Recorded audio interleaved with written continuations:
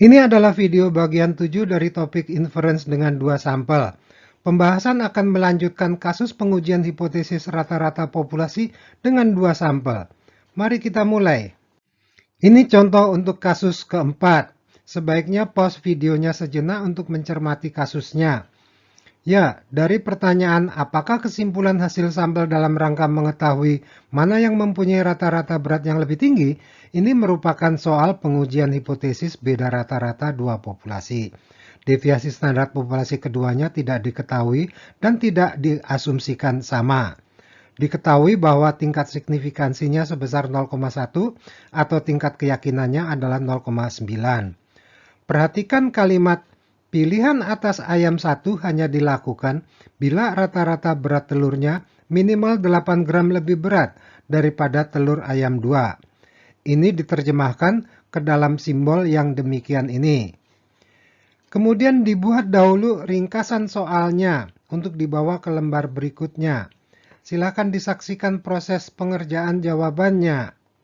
Begini jawabannya. Sesuai soal, ini adalah persoalan pengujian hipotesis beda rata-rata dengan dua sampel independen. Deviasi standar populasi keduanya tidak diketahui sehingga akan menggunakan distribusi T.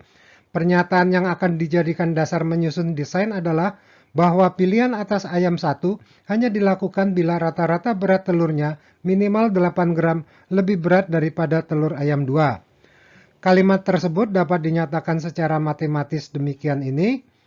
Bila parameternya dikumpulkan di kiri menjadi demikian. Karena mengandung tanda sama dengan, maka pernyataan itu akan menjadi H0, sehingga desainnya adalah demikian. Sehingga prosedurnya adalah seperti ini.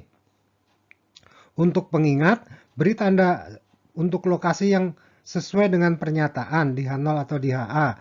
Dalam kasus ini ada di H0, sehingga kita tandai demikian itu. Ini berguna untuk memudahkan dalam membuat pernyataan akhir. Dalam kasus ini, bila menolak H0, maka berarti hasil uji tidak sesuai dengan pernyataan. Perhatikan bahwa ini adalah uji searah bawah dengan daerah penolakan di kiri, bersesuaian dengan tanda HA ini. Kita lanjutkan dengan mengisi prosedur tersebut dengan nilai-nilai yang sesuai. Pada langkah 1 ada nilai C yang harus kita tetapkan. Pada langkah 2 ada nilai minus T alfa, derajat bebas. Pada langkah 3 ada nilai-nilai pada pembilang dan penyebutnya itu. Jadi inilah 5 besaran yang diperlukan dalam menjawab. Mari kita lihat selanjutnya. Inilah ringkasan dari soalnya dan inilah data yang diperlukan tadi. Berbagai nilai yang diperlukan dalam menjawab itu dapat disajikan pada tabel ini. Adapun nilai T uji atau T stat diperoleh dari memasukkan nilai yang sesuai ke dalam formula di atasnya itu. Karena T uji lebih besar daripada minus T alfa tidak berada di daerah penolakan H0, maka tidak ada cukup bukti untuk menolak H0. Jadi tidak ada cukup bukti untuk menolak bahwa rata-rata berat telur ayam jenis 1 minimal 8 gram lebih berat daripada rata-rata berat telur ayam jenis 2. Jadi Tuti dapat memilih ayam jenis 1 untuk usahanya. Mari kita lihat selanjutnya. Jadi ini adalah tampilan prosedur yang sudah diisi dengan nilai-nilai yang relevan. Inilah prosedurnya.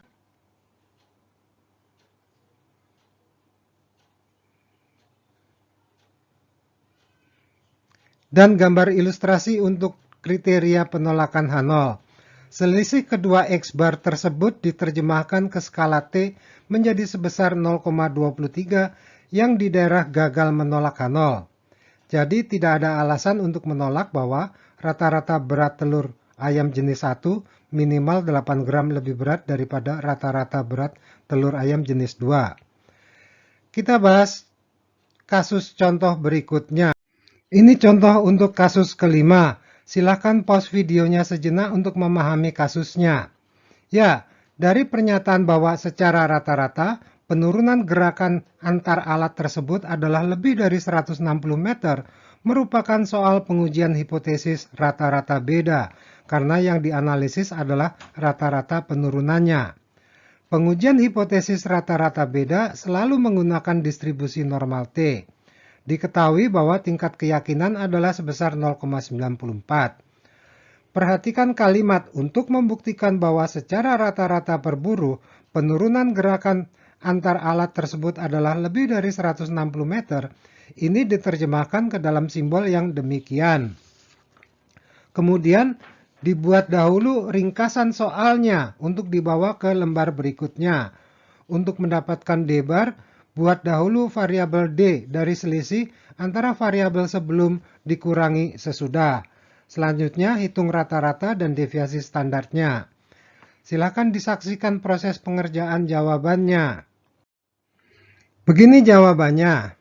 Misalkan pergerakan buruh per hari dalam satuan meter sebelum penataan pabrik adalah X1 dan sesudah penataan pabrik adalah X2, sehingga dapat diperoleh penurunan pergerakan per hari adalah variabel beda D dengan DI merupakan selisih X1I minus X2I.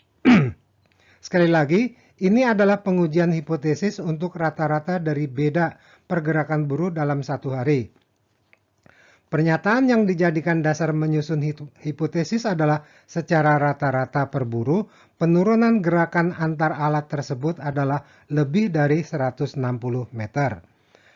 Kalimat landasan untuk desain di atas dapat dinyatakan secara matematis demikian ini. Karena tidak ada unsur sama dengan, maka kita akan mempunyai HA yang demikian. Sehingga kita mempunyai prosedur yang seperti ini. Untuk pengingat, beri tanda untuk lokasi yang sesuai pernyataan di H0 atau di HA. Dalam kasus ini ada di HA, sehingga kita tandai demikian ini.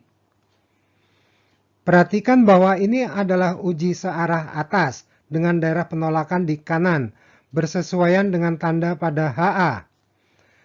Kita lanjutkan dengan mengisi prosedur tersebut dengan nilai-nilai yang sesuai. Pada langkah 1 ada nilai C yang harus kita tetapkan. Pada langkah 2 ada nilai T alfa DF atau DB.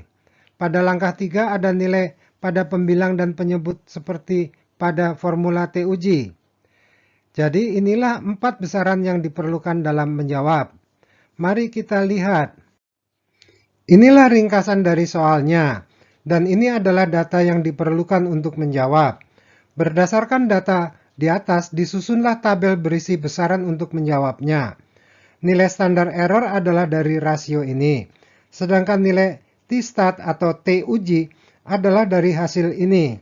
Terlihat bahwa T uji adalah lebih besar daripada T alfa derajat bebas berada di daerah penolakan. Maka ada cukup bukti untuk menolak H0. Karena pernyataan konsultan terletak di HA, maka ada cukup bukti untuk mendukung pernyataan konsultan bahwa rata-rata penurunan gerakan buruh untuk berpindah antar alat per hari adalah lebih dari 160 meter. Jadi pernyataan konsultan didukung oleh data. Baik, berikut adalah tampilan prosedur yang sudah diisi dengan nilai-nilai yang relevan. Inilah prosedurnya. Ini adalah gambar pendukung untuk kriteria penolakan H0. Nilai D bar sebesar 225 tersebut diterjemahkan ke skala T menjadi sebesar 2,79 yang di daerah penolakan hipotesis. Baiklah, video bagian 7 ini berakhir. Materi berikutnya akan disajikan di video bagian 8. Silakan menyaksikannya.